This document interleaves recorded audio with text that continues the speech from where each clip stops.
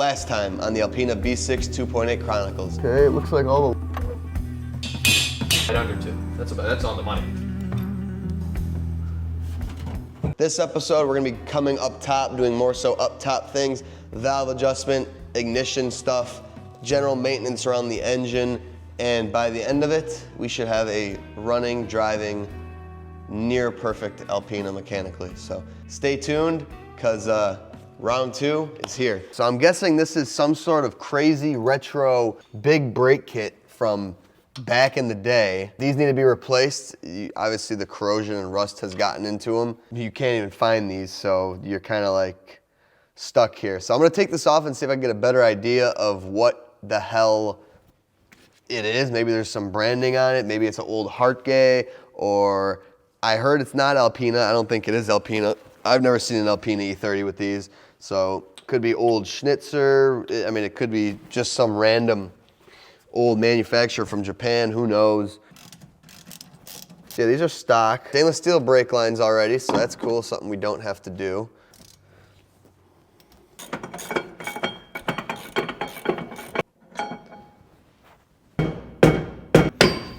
Oh, there we go.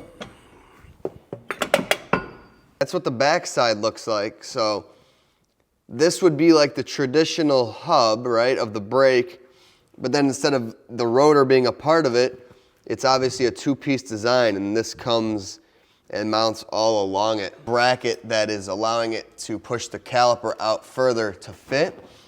And I mean, this looks like a pretty legit piece. All right, so we're going back to normal rear brakes. You can see here the massive difference. I can't even believe this fit under the wheels. That's pretty crazy.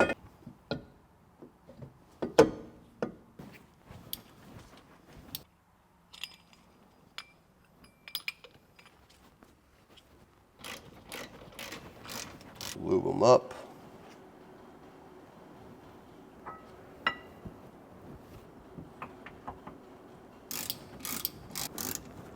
And then our anti-rattle clip. Now we can pull off the control arm. Ooh, bushing.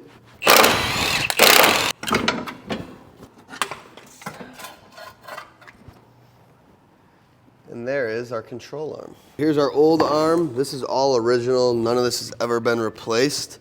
So, ball joints, honestly, not too bad. This one's all ripped, I think, because of me trying to remove it. And then the control arm bushing was actually starting to tear right around the center. Crazy enough, these things came with solid control arm bushings. I could not find these. I was looking up part numbers, diagrams. I could not find control arm bushings that actually were full like this, because even the E30 M3s, this is the E30 M3 upgrade, which is pretty much solid, but has a little bit of indentation. Then stock, like 325i, is like a floating design, which is, in my mind, it's pretty much worthless. To make our lives easier, new brackets with the bushings. To try to get this crusty bracket and bushing pushed out is not even worth the $20 that it costs to get these brand new. So press this in really quick. So the knobs here are gonna line up with the knob right there. That would probably work. Getting back to our control arms here. They are both ready for install. Brand new control arms, new front control arm bushings.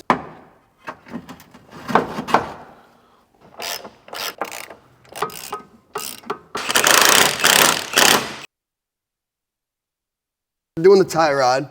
So we got it out, we got the ball joint out. You can see the play here. It's torn, a lot of play.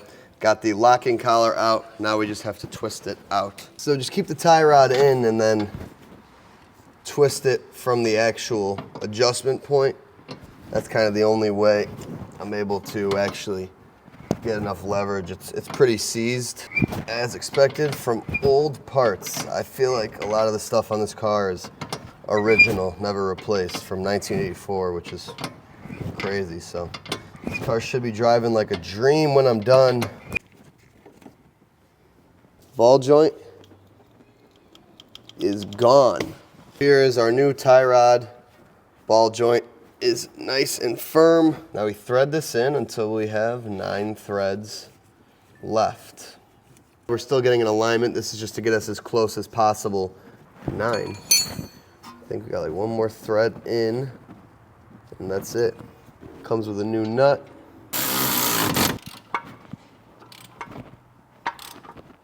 Control arm bushing to the frame rails, 44 foot-pounds. 66 foot-pounds on the big inner one. And then the lower outer is 48. Brand new end link. You can see our old one here. Absolutely destroyed. No ball joint left.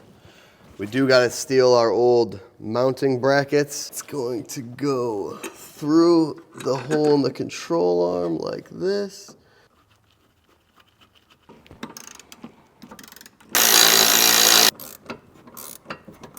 That's that end link done.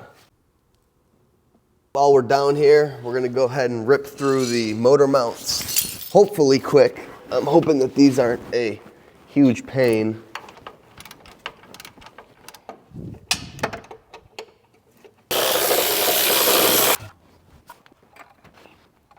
Okay, we'll check clearances, because this is sketchy with such a big engine in the bay. Split motor mount. These were shot. I had to get these new ones from Schmiedman from overseas. Could not find the correct numbers in America. Look at how squished this mount was. Dude, we lost like 1/4 of an inch. Okay, see, this one's decently shrunk as well. Get this sucker in there. We're gonna do the half lower, half raise method. There we go. Oh yeah. Okay, the mount's in on this side. That's the only way to make this work, is to not have the whole engine up evenly. You just want to tip it.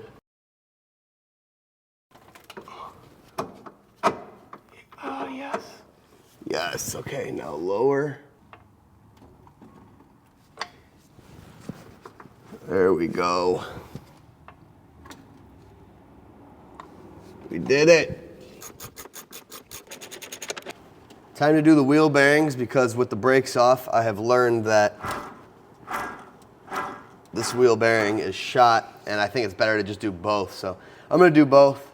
Front wheel bearings are luckily pretty easy. 36 mil, which might easy enough. I thought I bought these new. Maybe I did, maybe I didn't. The bolt, oh, look at that. It's being nice to us. It just came right off. That was insanely easy. Old and new. Nothing like having a nice fancy new hub.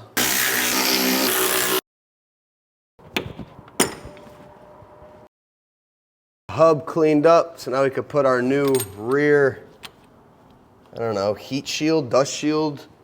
Not a heat shield, it's definitely a dust shield.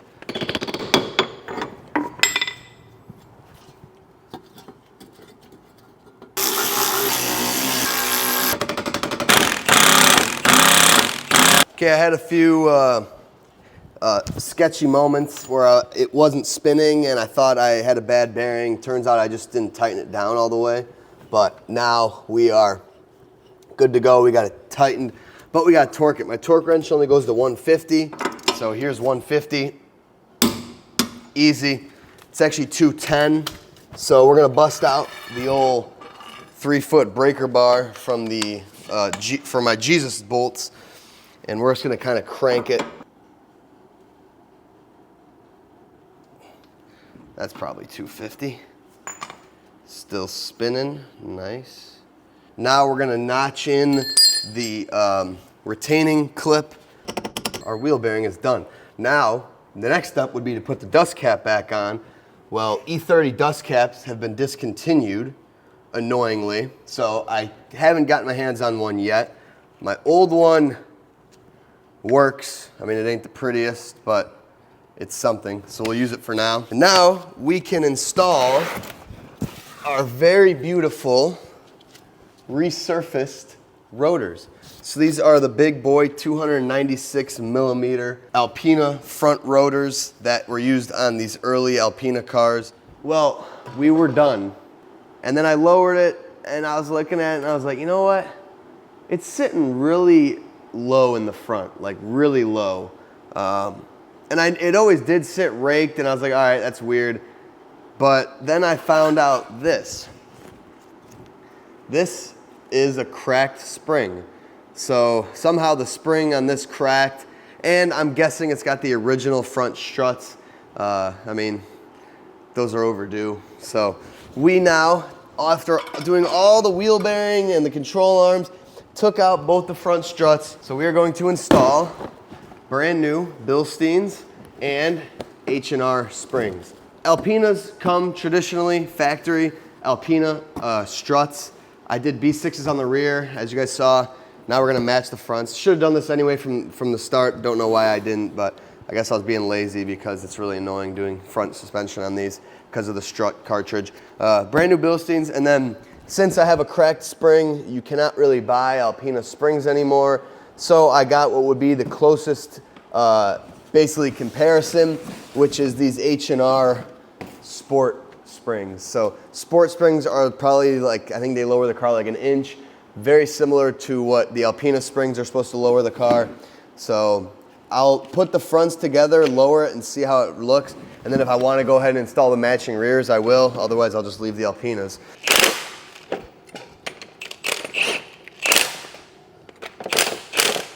I believe that should be all we need. We'll find out in a second. Here goes nothing. Oh, it's spinning the entire shock. Nice.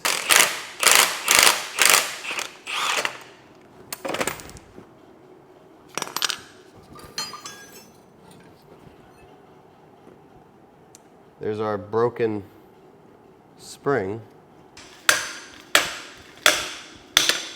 Yes, that wasn't bad at all. Thank God. These can be really nasty. It wasn't bad. And this is what locks your strut in. And now we can pull out our strut, which has washers on the bottom, which leads me to think that this was not a factory. Oh, it's leaking. Joy. So yeah, this is the same as the rear. This is a Coney. So this Alpina had a full set of incorrect shocks put onto it. And we'll see really quickly here how incorrect these are size-wise. Because when you get the Bilstein, look how much taller. So that's why this thing was sitting so low in the front. It had the complete wrong shocks on it. Completely. Look at that. No rebound at all. Let's see what the new one's like. And rebound. Oh, I got the right size ones too. Thank God. Plastic ring on outer tube. Now, lock ring.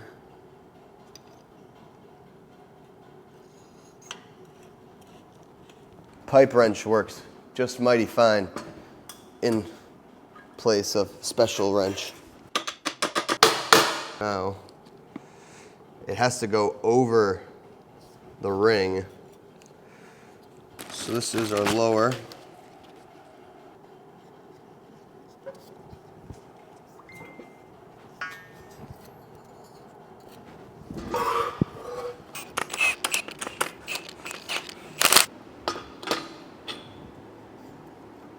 Okay, and the new top hat.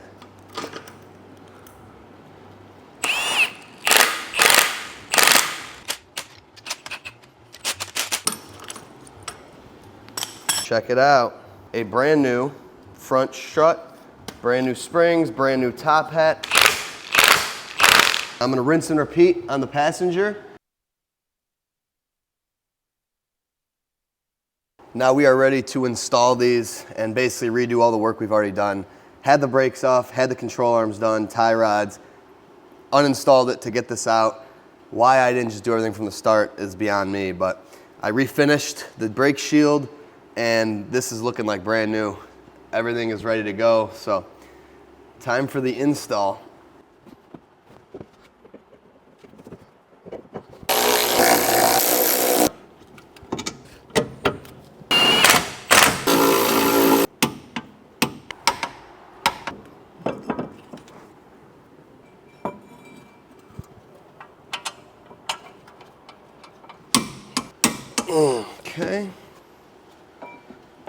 new old stock Girlings, if you guys remember.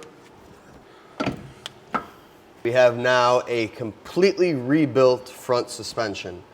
Shock, spring, control arms, tie rods, brakes, pads, control arm bushings, control arms themselves. Everything is done. This is gonna be one happy Alpina. Now I'm gonna go rinse and repeat on the other side, and we'll be back when we're finished. Let's get this thing on the ground and see how it's sitting. Moment of truth. What's our ride height like? Oh, so much better. I never would think in my life that I was the one to be like, oh my God, all this wheel gap is good, but it is. This is how an Alpina should sit. Kind of see right there, she's even again. No more awful rake. And just because I'm going above and beyond with this car, the Alpina had Coney rears, which are not the correct shocks. These are supposed to have Bilsteins. So I got a brand new pair of Bilstein B6s, brand new top hats, and bump stops. Getting the rear shocks out of an E30 is pretty simple of a task. Could have and probably should have put a jack under here. Oh well. Now inside our 13s. And out with the Coney shock. Let's see if these were any good or if these are bad. Wow, these are actually insanely blown. What do you know? So you can see here, if we do the same thing with the new Bilstein, you can see how it rebounds. Meanwhile, this Coney has still not rebounded on its own. This goes in and it stops right there.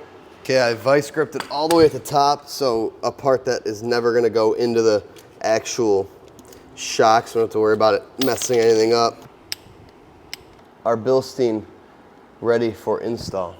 So we're gonna throw it up. Okay, I'm gonna do some gymnastics.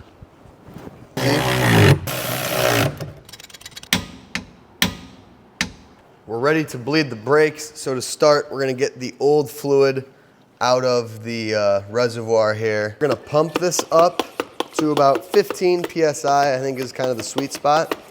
And then we can just go around and crack all of our bleeders.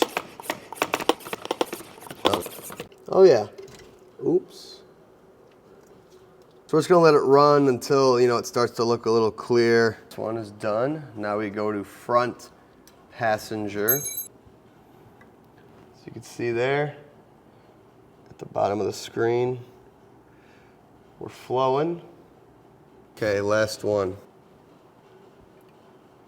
So there's our fluid that came out of the lines. Like I said, that is not bad. I mean, it's definitely a little brown, a little varnished looking, but not like black. It's not original, so that's a good thing. Here, we're gonna get the expansion tank out of our way because the hose comes over the valve cover, so it's in the way anyway. But also we're replacing this because this is a nasty old brown unit, which just is a bad look, so. What we aren't replacing is the thermostat or the water pump right now because those were actually done. I have records from the previous owner, or at least that's what he told me, and you could tell the cover was done, so, and the water pump looks newer. So I'm gonna leave those for now. Radiator is not replaceable because it's an old Alpina radiator. The hoses all look perfectly fine. Once again, probably pretty hard to find except for this U-hose right there. That's the same on all the M30s. I didn't know that much coolant can come out of a bleeder hose. We got the coolant drained. I kind of want to get the radiator out because to do a valve adjustment, you have to spin the engine. You cannot get a nut or a socket on the crank bolt with the radiator in place. It's really tight here with the radiator in place, but I think we'll be able to do it. This is one of the not so fun parts of, you know, an engine that's shoved into a car that it wasn't designed with. There's no room up here. There's a lot of room in this engine bay aside from front to back. Like side to side, tons of room.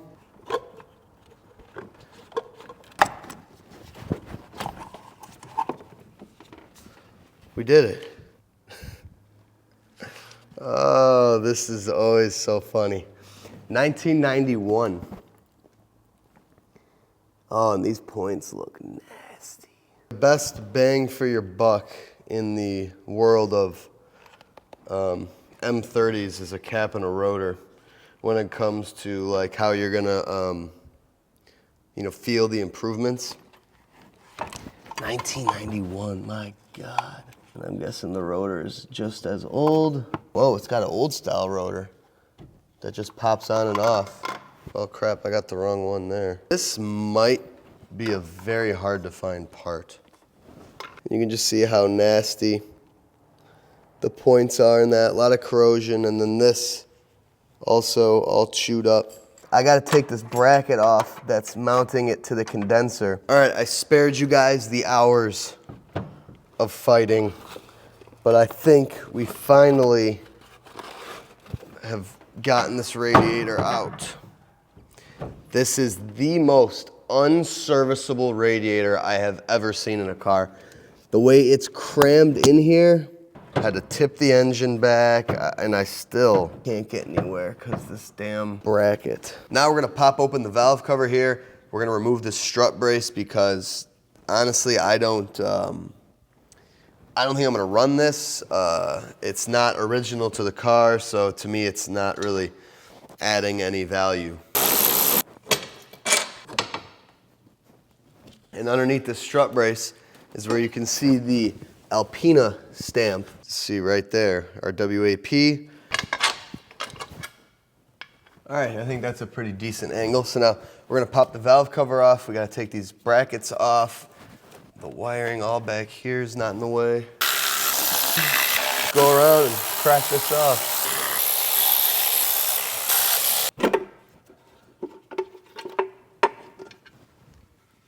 Holy crap. Holy close call, my God. I have never in my life. You see this banjo bolt?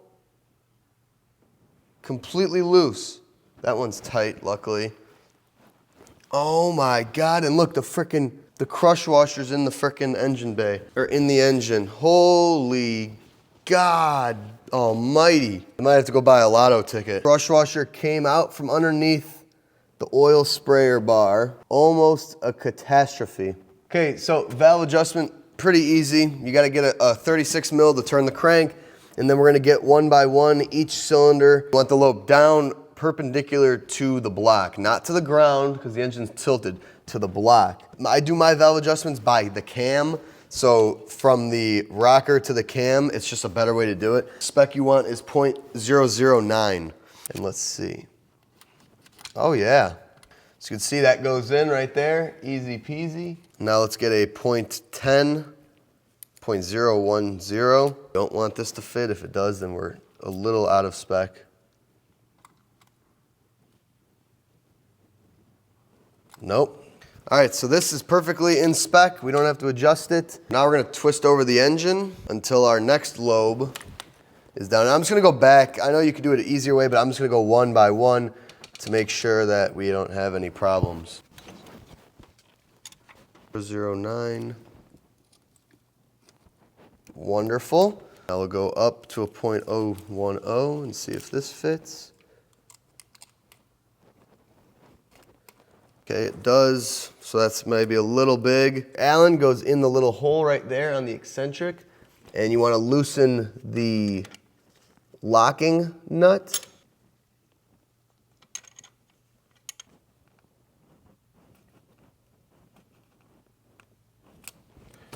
Okay, that's the spot. Tighten it down.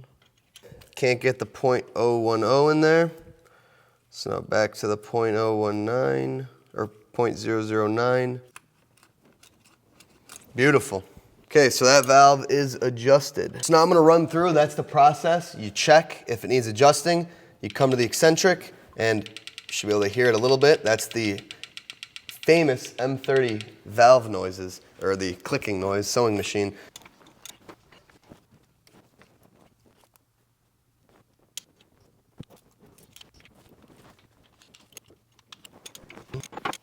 Valve adjustments all done. All the valves are within spec. They actually weren't too bad. A few of them were a little bit over, but nothing was under, which is good. It's better to be over than under.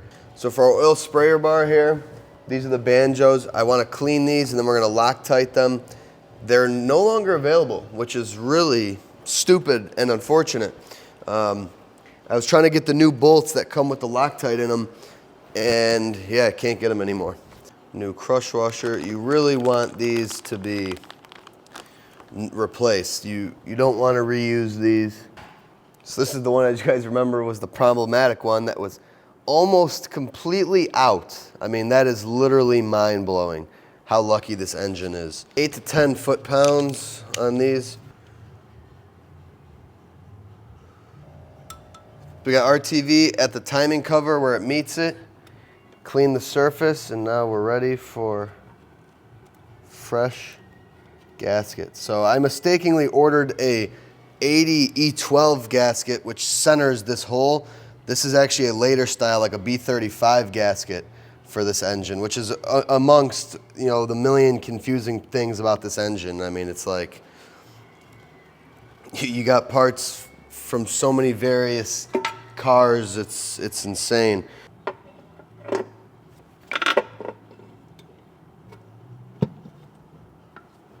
All these hoses are back on, routed. Okay, I let it warm up. You guys probably can't see it on camera, but we got some smoke coming out. I wish there would be more smoke than this, but I mean, what are you gonna do? So now we're gonna put it in, hold open the throttle body, and now we will look and see if any smoke is coming out from anywhere in the vacuum system. So ICV hoses, intake manifold. The hose that we replaced is right here. This was all split and it was throwing smoke out from there. So far, I don't see anything. I think we're good. That's when a cool little smoke tester comes in handy, because especially on M30s and stuff like this, these things are always a pain. They always have vacuum leaks, and it's really hard to actually kind of find them, but smoke tester makes that pretty easy. So let's see if this thing will fire up. Oh yeah, come on, let's go. Oh yeah, there's obviously no exhaust, but yeah.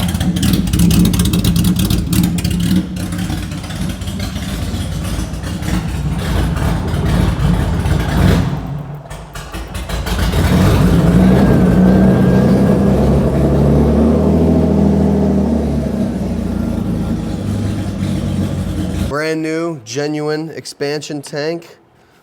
Luckily, this is just like a stock tank. Look how foul this old tank looks. Could not be me leaving this on the car. Level sensor.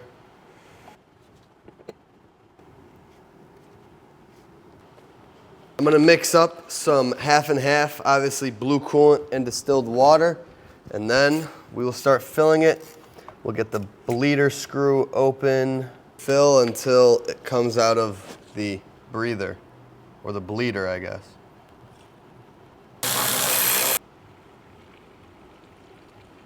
There we go. Whoa.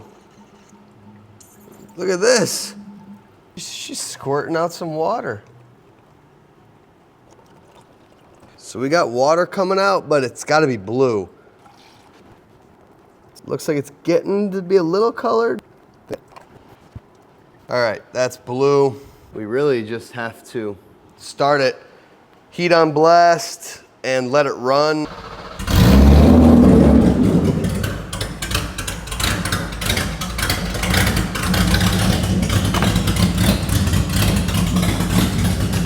It sounds awful. So I can't breathe and I have a headache, but right in the middle, holding temp, no leaks. Cooling system's good. And we got hot heat. I know this video is long. If you've made it to this point, you're in for a treat, because we're about to dig into a world of M30 that is kind of forgotten and a lot of people don't know about. So, Cap and rotor. I was having issues, found out that the cap and rotor I ordered did not work on this engine. Basically, if you could see the tower on that and the tower on this, the tower on this is a lot taller.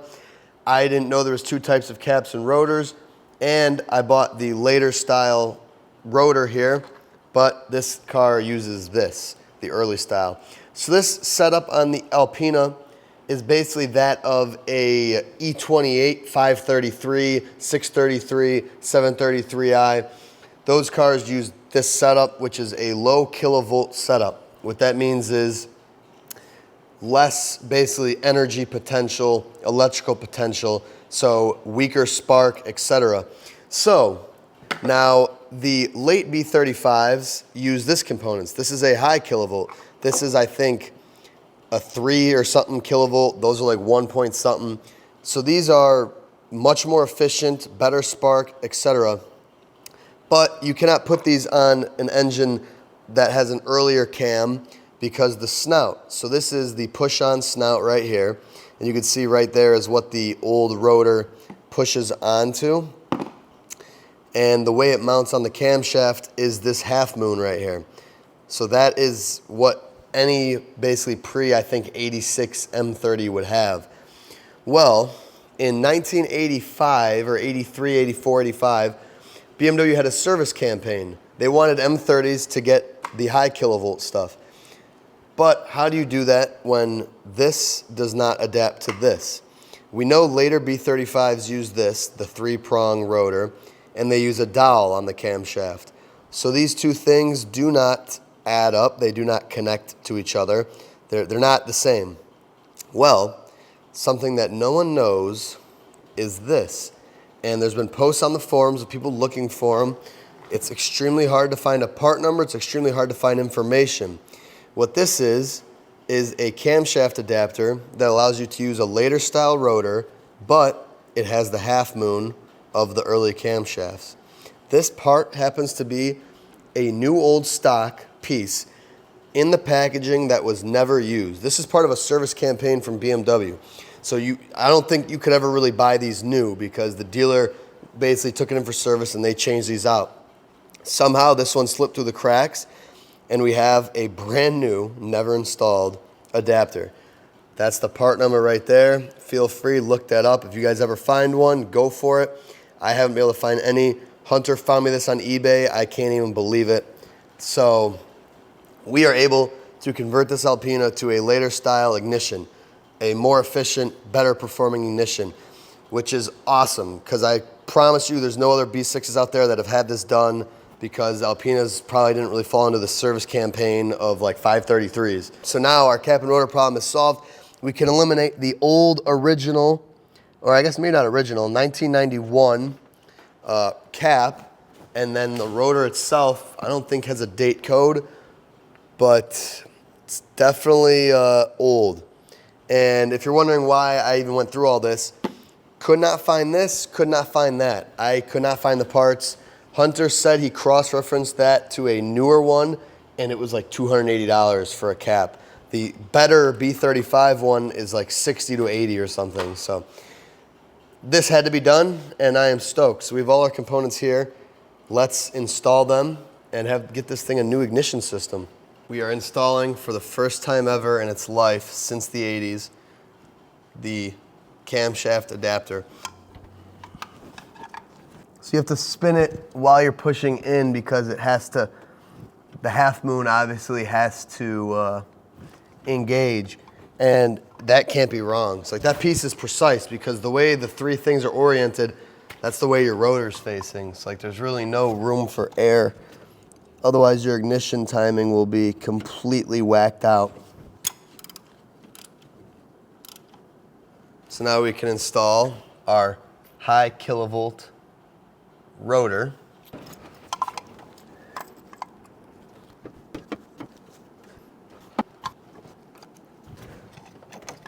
Cap, which goes in a lot easier when you have the radiator unbolted a little bit. And it all works. Now our plug wires we could transfer off one by one. Do want to make sure that these are in the same order to... Probably most M30 cars, 533, 633, etc., have had that service done with the adapted thing. So if you're ever parting one out or have one laying around, take note of that, because that's I think that's a pretty necessary part. So they're worth holding on to. So since I'm a geek and I want the Alpina to be perfect, I actually got the original delivery confirmation, and the Alpina build list actually calls for these spark plugs here, the Bosch W7DC. These are the original spark plugs that this Alpina came with from factory. You could still get them, had to get them from the dealer. So here's the BMW Group part number. These I probably paid way too much for, but they are the correct plugs, which is a big deal. Not a big deal, but it's cool. It had NGKRs, BPR5s, which are good plugs, and they're fine in an M30, but we're going back to originals right there. 30 Newton meters on each spark plug is what the box says, which is nice. The box actually tells you. Obviously, we're going to change the oil.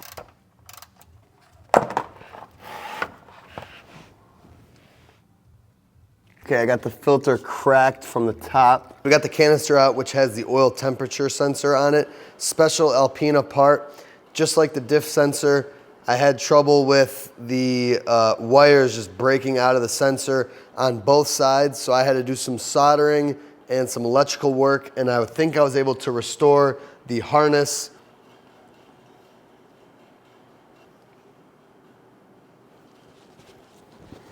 These old style canisters are so annoying.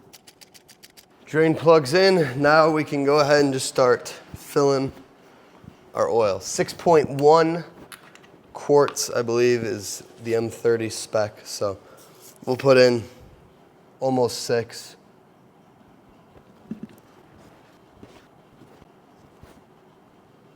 Wow, we're like right at the top. Back down here, this power steering line from the reservoir to the pump is leaking, so we're going to replace this.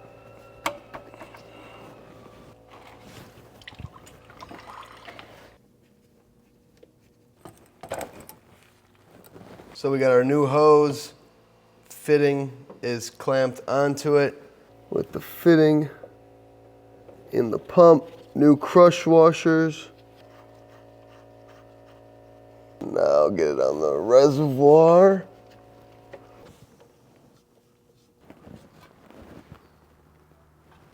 Power steering hose is done. Top it off with some ATF, and we are done in that department. We got the Alpina up on the lift, finally.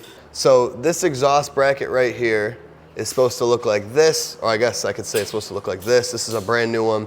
Somehow the exhaust bracket part of it actually broke off. So this has to get basically grinded off, and then we have to weld in the new ones. So the Turbo E30 guys here, if you guys remember. What? Ground off. Ground off. What did I say? Grinded. Okay.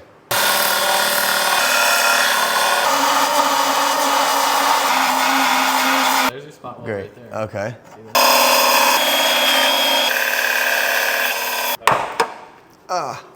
Okay, so we got half the bracket off. Now we'll finish up this side and cut it off. Oh, almost. Hey.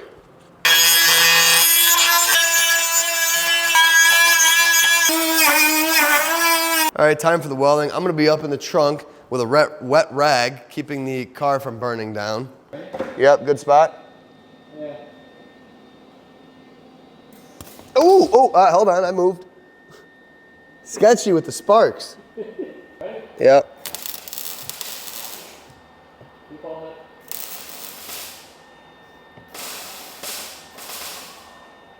Okay. What? Can I go and then wet rag that spot?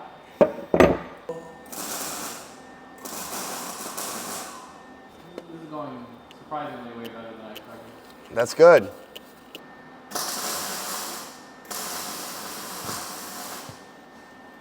Okay, let's see the work from the bottom. Wow. Zoom in on this piece of shit.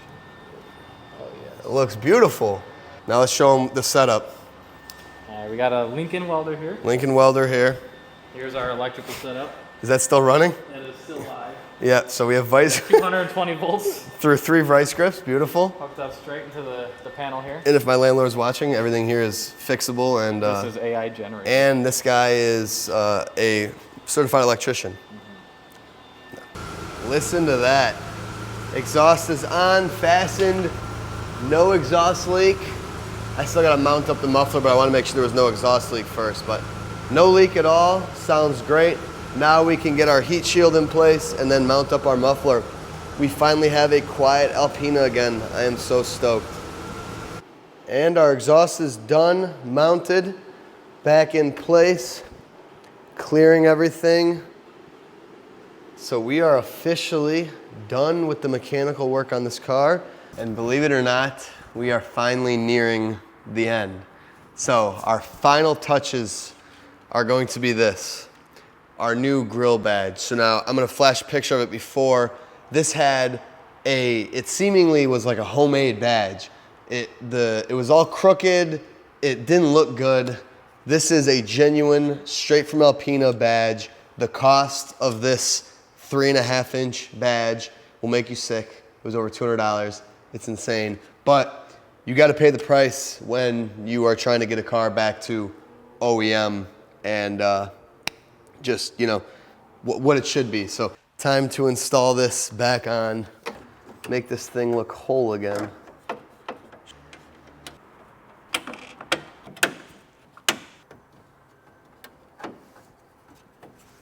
Now we have a full front end.